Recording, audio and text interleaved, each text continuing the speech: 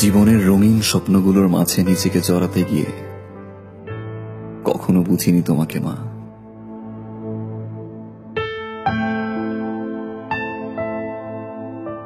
অসুস্থ শরীর নিয়ে নিজের কষ্টগুলোকে চাপা দিয়ে আমার পছন্দের খাবারগুলো রান্না করতে মা, কিন্তু কোনোদিন বুঝতে পারিনি তোমার কষ্টগুলো।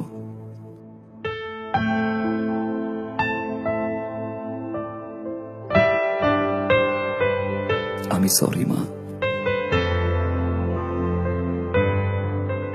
বন্ধুদের সাথে হাজারো কথা বলতে গিয়ে নিজেকে ব্যস্ত রাখতাম, কিন্তু তোমার সাথে কথা বলার সময়টুকু পেতাম না মা। বিরক্ত হতাম তোমার ফোন পেলে।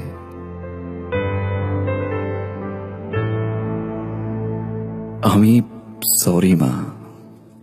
ক্ষণিকের ভালোবাসার পিছে ছুটে তার পছন্দের খাবারগুলো দিয়ে তাকে সারপ্রাইজ দিতে ব্যস্ত থাকতাম। ভুলে যেতাম তুমি কি খাচ্ছ, কার সাথে খাচ্ছ, কিভাবে খাচ্ছ মা।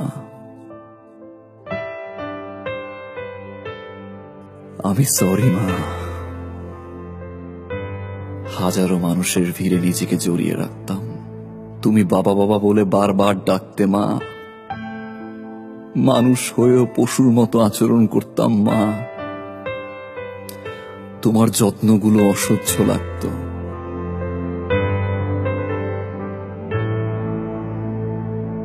আজ তোমার দুপা জড়িয়ে ধরে বলতে ইচ্ছে করে আমি সরি মা।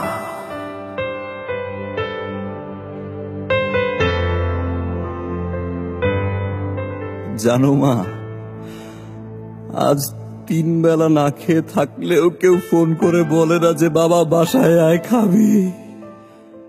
সকালবেলা ঘুম থেকে উঠলে মা কেউ আর বলে না যে বাবা তোর পছন্দের খিচুড়ি রান্না করেছি, আয় ওঠ তোর মায়ের সাথে খাবি। জানো মা, গত সপ্তাহে প্রচন্ড জ্বর ছিল। তোমার মতো করে মা মাথায় হাত বুলিয়ে দিয়ে কেউ বলে না বাবা তোর মা তো আছে, সব ঠিক হয়ে যাবে।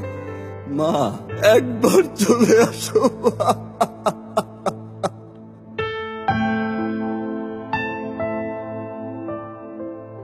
মা কোনোদিন বলতে পারিনি, আজ একটা বার বলতে চাই